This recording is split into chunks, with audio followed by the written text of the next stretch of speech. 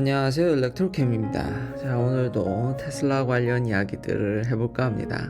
잠깐 주식을 좀 이야기를 해볼까요?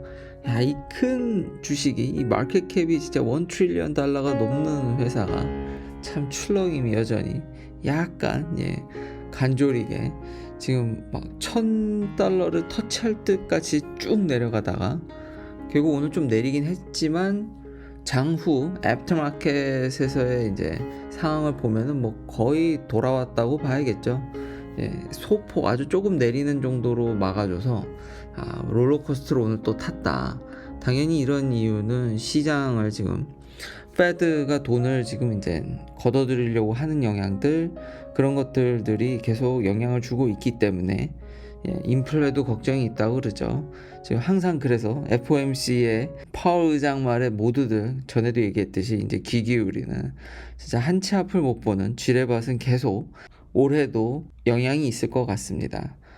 그래도 테슬라의 전에 얘기했듯이 경쟁자가 안 보이고 전기차에서의 아주 이제 리딩하는 포지션, 우위에 있는 포지션, 그리고 정말 경쟁자가 보이지 않는다라는 점, 거기다가 오늘 에너지 사업까지도 얘기를 할 건데요. 이 테슬라 에너지 사업, 오늘 또 영상을 테슬라가 하나 공개를 했더라고요. 텍사스에 메가팩을 이용한 이제 에너지 스토리지죠. 테슬라는 꾸준히 미국에서 이게 에너지 스토리지를 뿌리고 있거든요. 요것에 대해서도 이야기를 해볼까 합니다. 좀 더 자세히. 결국 테슬라가 여기서 엄청나게 지금 강자로 부상하고 있고, 지금 문제는 경쟁자가 아니라 이제 시스템이죠. 그런 것에 대해서 이제 계속 이어가도록 이야기를 해보도록 하겠습니다. 또 차원이 다른 업데이트는 또 뭐냐? 좀 메가팩 얘기를 하기 전에 플레드의 이제 트랙 모드가 드디어 풀렸습니다. 이거 모델 3 퍼포먼스에 있는 거랑 비슷한데요. 풀린 지금 업데이트 내용도 뭐 비슷하긴 합니다.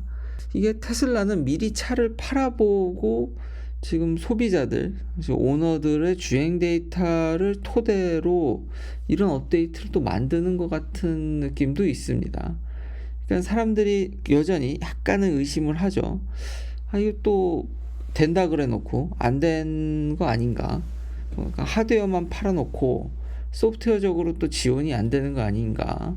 뭐 그런 의심도 했지만 결국은 플레드의 모든 소프트웨어가 지금 다 업데이트가 돼서 이제 풀리고 있는 거죠. 기능을 지원하고 더 나은, 예를 들면 토크 벡터링이라든지 레럴 토크 벡터링이라든지, 역시 또 파워 트레인의 쿨링 시스템에 대해서 옵티마이즈 된, 이거 분명히 옵티마이즈 한 거, 주행 데이터나 이런 거를 토대로 만드는 것 같긴 합니다. 그러니까 참 대단한 회사입니다. 미리 하드웨어를 팔고 소프트웨어를 나중에 그거에 맞춰서 만드는 느낌을 좀 지워버릴 수가 없는데, 물론 항상 이런 거 할 때마다 약간 이제 약속을 토대로 이제 차를 파는 거에 대해서, 자동차 업계에 대해서, 그리고 일반 소비자들도 약간의 의심은 하지만, 이게 가능한 회사는 진짜 테슬라가 유일한 것 같다. 지금 다른 회사들은 되게 힘들죠. 어제 루시드 주행 보조만 하더라도 OTA가 지금 되네 안 되네 지금 무지무지 힘든데, 지금 차를 완전히 이런 중앙 통제 시스템을 통해서 지금 이걸 하고 있다라는 게, 그렇기 때문에 이런 것도 가능하겠지만 참 신기한 회사입니다. 요 정도까지 지금 차량의 속속들이 플레드를 지금 극한의 성능으로 끌어올리는 그런 업데이트들, 퍼포먼스, 그리고 일반 소비자들한테 이제 가장 기대가 되는 거는 예상대로, 그러니까 스펙에는 300km가 시속 300km가 넘을 수 있다는데 그것까지 풀렸는지는 이 업데이트를 받으신 분들이 리뷰를 할 테니까 또 정보를 업데이트 하도록 하겠습니다. 정리하면 이제 팔아놓은 차들 데이터로 업데이트한 것 같은 느낌은 지워버릴 수가 없고, 진짜 대단하다. 여기까지 이 정도 수준의 업데이트를 계속 나중에 만들어낼 수 있다라는 게 진짜 자동차 업계에서는 이걸 참 믿기가 어렵겠다라는 생각이 들고, 아직 이렇게 해주는 회사는 하나도 없다. 지금 주행 보조만 하더라도 힘든 회사들이 있다라는 거죠. 그러니까 저런 업데이트가 단순 과시용이 아니라 자율주행에 있어서 얼만큼 자기들이 할 수 있는 역량을 또 이렇게 다른 면으로도 찾아볼 수 있는 겁니다. 이렇게 옆으로 볼 수 있는 거죠. 그래서 구독자님께서 보면은 모비라이에 대해서도 질문하신 분들이 있는데, 역시 모비라이도 자율주행에 있어서 꽤 포션이 큰 회사죠. 왜냐하면 기존의 내연기관의 지금 현대를 비롯해서 뭐 BMW 등 여러분들이 아시는 대부분의 회사는 이 회사 칩을 가져다가 주행 보조 장치를 만들고 있기 때문에 실제 시장 점유율 뭐 70%가 넘는 회사이기 때문에. 근데 이번에 모빌아이가 CES에서 지금 자율주행 칩을 공개했습니다. 그냥 슈퍼컴퓨터에 준하는, 이거 마치 테슬라의 도조 컴퓨터와 테슬라가 하드웨어에 대한 설계도 공개를 했었죠. 예, 그게 생각이 나는데요. 좀 더 모빌아이도 현실적이고 거짓말한다는 생각은 전혀 들지 않습니다. 왜냐하면 이 회사의 뒷배가, 이 뒤를 받쳐주는 서포팅하는 회사가 인텔이기 때문입니다. 이 인텔이 완전히 다 소유를 했고, 인텔이 이걸 스핀오프해서 다시 지금 IPO를 한 해 만에 하고 있죠. 워낙 자율주행 쪽이 핫하다 보니까. 그리고 이런 엄청난 컴퓨테이션 성능을 지금 뒷받침해 주는 거는 인텔의 뛰어난 패키징 성능, 그리고 인텔도 지금 파운드리에 나가려고 하고 있기 때문에 거길 기반으로, 그리고 요즘 반도체 트렌드는 패키징이 좀 더 차지하는 면이 크다고 제가 아주 예전에 말한 적이 있었던 것 같습니다. 뭐 물론 당연히 그 노드 사이즈를 줄이는 것도 큰 몫을 하지만 이게 워낙 힘들고 수율을 올리기가 쉽지 않기 때문에, 근데 정말 천문학적인 돈을 퍼부어서 지금 그걸 해내가고 있는 TSMC와 삼성이 참 대단한데요. 지금 인텔이 그 외딴에서는 엄청 잘하고 있습니다. 진짜 선두주자고요, 여전히.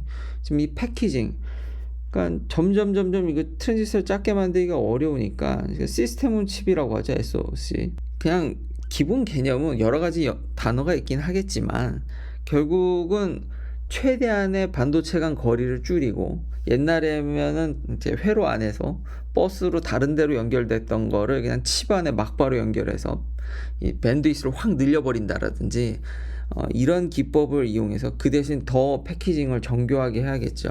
이것도 쉬운 일이 아니긴 합니다. 근데 여기가 그나마 노드를 줄이는 것보다는 좀 더 쉽기 때문에, 그리고 인텔이 지금 뒤를 받쳐주고 있기 때문에 이런 것들이 다 통합돼서, 그리고 가격도 저렴하게, 이것도 중요한 거죠. 테슬라는 이제 슈퍼컴퓨터를 이제 트레이닝하는 쪽이고, 그걸 이제 실행하는 칩은 그렇게 그거 상대적으로는 뛰어날 필요는 없지만, 지금 모빌아이는 이런 뛰어난 인텔의 서포트를 통해서 가격도 낮추고 정말 슈퍼컴퓨터 칩에 준하는, 그러면서 가격도 낮추는, 뭐 이걸 다 안 믿는다라는 게 아닙니다. 다 가능하다고 생각이 되고요. 거기다 한술 더 떠서 어제 아마존의 클라우드 서비스도 제가 얘기를 했는데, 모빌아이도 그걸 생각 안 하는 게 아닙니다. 그러니까 할 수 있는 건 다 하려고 하는 거죠.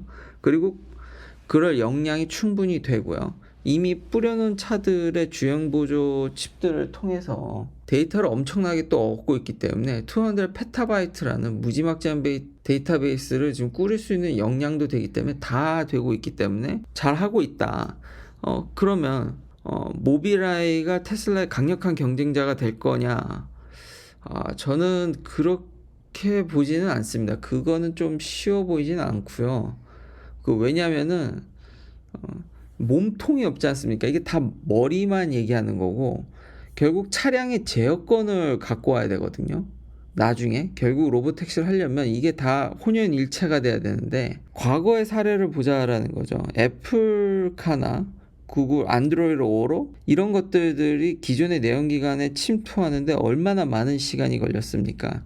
결국 자신의 어떤 통제권을 다 내줘야 되는 거기 때문에 여기서의 진통이 예상된다라는 거죠. 모빌아이도 굉장히 시장 점유율도 좋고, 인텔의 서포트, 모든 면들들, 칩 만드는 역량, 데이터 관리 능력, 그 지금까지 주행 보조를 해왔던 그런 역량들들, 클라우드까지 이제 앞으로 진출, 다 이제 좋긴 한데, 과연 내연기관 회사들하고의 이런 관계가 진통이 예상되고 거기를 넘어가기가 시간이 꽤 걸릴 것 같다. 그래서 여전히 테슬라가 한 수 위라고 보는 거고요.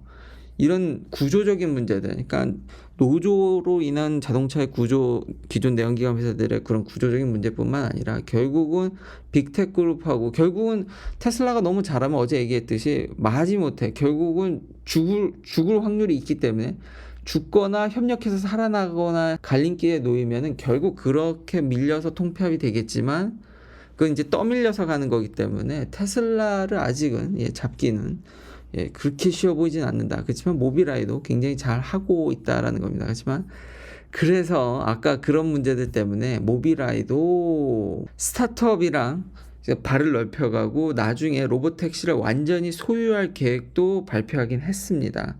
다 그런 거를 다 염두에 두고 제가 얘기했던 점들이 걸려서 포석을 깔고 다 이렇게 가는 거긴 한데, 이게 첩첩산중이라는 거죠. 그게 빠른 시일 안에는 오기가 어렵다.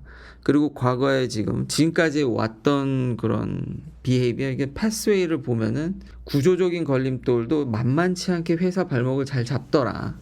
그래서 테슬라 쪽에 또 아직은 더 우위라고 보고요. 그렇지만 모빌아이도 꾸준히 칩이면 칩, 지금 테슬라가 하고자 하는 길을 꾸준히 쫓아가려고 하고 있고, 인텔이라는 강력한 칩 메이커가 있기 때문에 여기서는 한 발 더 나갈 수도 있다. 그러니까 특정 분야로 한정 지으면. 그러나 결국 자율주행하려면 차량 제어권이 필요하기 때문에, 그리고 거기서의 커뮤니케이션, 과연 모빌아이한테로 따라주겠냐는 거죠. 지금은 주행 보조의 정보를 넘겨주는 거지 아예 차량 통제권을 갖고 오는 건 아닙니다.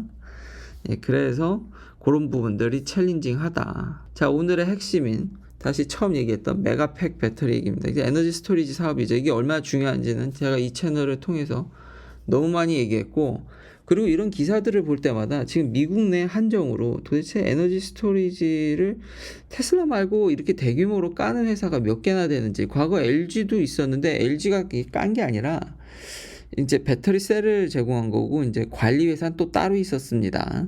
근데 거기 화재 났어서 좀 문제가 많았었죠. 그리고 나서 올스탑이 됐었죠.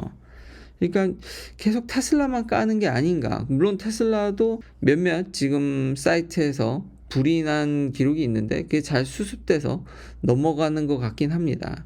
그리고 지금 테슬라한테 자꾸 기우는 이유가 뭐냐면, 이런 만약에 화재가 나거나, 물론 테슬라도 모든 사이트를 자기가 운영하는 건 아닙니다. 관리는 따로 주는 경우도 있는데요.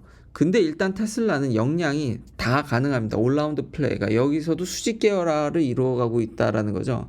이런 기사가 났는데 이게 아주 키포인트를, 지난 제가 논문도 얘기했지만 이걸 잘 정리해서 얘기해 준 기사가 있어서 왜 테슬라가 에너지 기업에서 막강한지를 지금 잘 설명해 주는 기사가 나서, 이거 보면 결국은 다 수직 계열화돼서 테슬라 혼자 다 해먹을 수 있기 때문이라는 겁니다. 소프트웨어까지, 그러니까 관리, 그리고 지금 우리가 이용하는 지금 현재 전기망 그 그리드 자체가 친환경 에너지하고는 정말 동떨어져 있습니다. 그래서 사례로 뭘 드냐면은 버먼트주, 미국의 이제 뉴욕에 좀 붙어 있는 좀 북쪽에, 요 메인하고 요 뉴욕 여기 요 북쪽에 이제 붙어 있는 주 중 하나인데요. 약간 촌이긴 합니다. 그런데 지금 여기 그리드가 지금 이런 친환경 에너지 캐패시티를 받아들이지를 못해서 추가로 솔라 패널을 건설한다라든지 솔라 이런 발전소를 건설하는 걸 거부했습니다. 그러니까 발전소를 건설하는 것뿐만 아니라 그걸 파워 라인이 받쳐줘야 되는데 받쳐주지를 못하니까 이걸 거부를 하게 된 거죠. 실제로 일어나고 있는 일들입니다. 그러니까 2050년까지 우리가 친환경 에너지로 이제 가려면 더 이 트랜스미션 인프라스트럭처를 더 촘촘히 잘 짜지 않으면은 현재 트랜스미션 라인으로 힘든 데다가, 더 큰 문제는 이런 트랜스미션 라인이 아주 촘촘하게 연결이 대부분 어디에 안 돼 있냐면은 미국 중부에 잘 안 돼 있습니다. 그러니까 사람이 덜 사는, 사람이 많이 사는 데는 어쩔 수 없이 그게 가더라고요. 근데 사람이 덜 사는 곳에 트랜스미션 라인이 부족하고, 발전소도 문제는 거기 많이 있다라는 거죠. 시골에. 그러니까 사람이 많은 지역에는 사고 위험이 있으니까 사람이 덜 사는 쪽에 발전소를 많이 짓다 보니까 거기 트랜스미션 라인이 이게 적다 보니까 이게 가장 큰 테슬라의 적입니다. 경쟁사는 없고, 문제점만 좀 많이 길게 얘기했는데, 셀도 만들고, 지금 예전에 오토 비딩 시스템도 얘기했죠. 이게 또 가장 큰 핵심이, 이 전기값이 무슨 비딩 하듯이 변하니까 이거를 해결해 줄 수 있는, 그래서 이게 생각보다 복잡하더라고요. 이 에너지 스토리지 사업도 그냥 배터리 만들면 땡 아니야가 아니더라고요. 이걸 총체적으로 관리가 어렵다 보니까 셀 만드는 회사 따로 있고, 그렇기 때문에 관리하는 회사가, 제가 예전부터 갖고 있던 의문인데 왜 관리 회사가 항상 따로 있는 거지? 테슬라도 아까 얘기했듯이 모든 사이트를 자기가 다 관리하는 건 아닙니다. 이런 소프트웨어를 지원해 주지만 여전히 관리 회사가 있는 면도 있더라고요.